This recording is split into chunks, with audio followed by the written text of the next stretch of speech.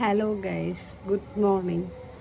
അപ്പം നമുക്കിന്ന് ഓഫീസിൽ ഓണം സെലിബ്രേഷനാണ്.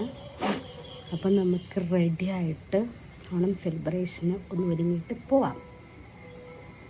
അപ്പം എല്ലാവർക്കും പുതിയ വീഡിയോയിലേക്ക് സ്വാഗതം. അപ്പം ഞാൻ റെഡി ആയി കഴിഞ്ഞിട്ടുള്ള എൻ്റെ ഒരു ലുക്കാണിത്.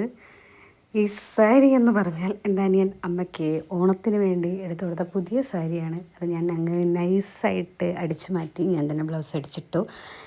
അങ്ങനെ നമ്മൾ ഓഡിറ്റോറിയത്തിൽ വെച്ചിട്ടാണ് കേട്ടോ പരിപാടി നടക്കുന്നത്. പിന്നെ കുറേ പരിപാടികളുണ്ടായിരുന്നു. അതെല്ലാം കഴിഞ്ഞ് നമ്മുടെ പ്രധാന ഐറ്റമായ സദ്യ എത്തി.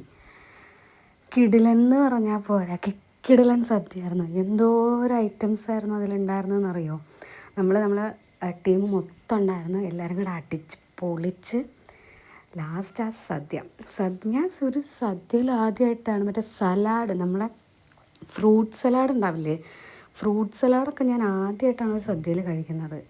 എല്ലാവിധ സാധനങ്ങളും ഉണ്ടായിരുന്നു. പിന്നെ മറ്റേ സോയാബീൻ ഫ്രൈ ഉണ്ടായിരുന്നു. അതേപോലെ പരിപ്പ് വട വെച്ചിട്ടാണോ സോയാബീൻ വെച്ചിട്ടാണോ എന്നറിയില്ല, ഒരു വെജിറ്റബിൾ കറി, ഭയങ്കര ടേസ്റ്റായിരുന്നു അത്.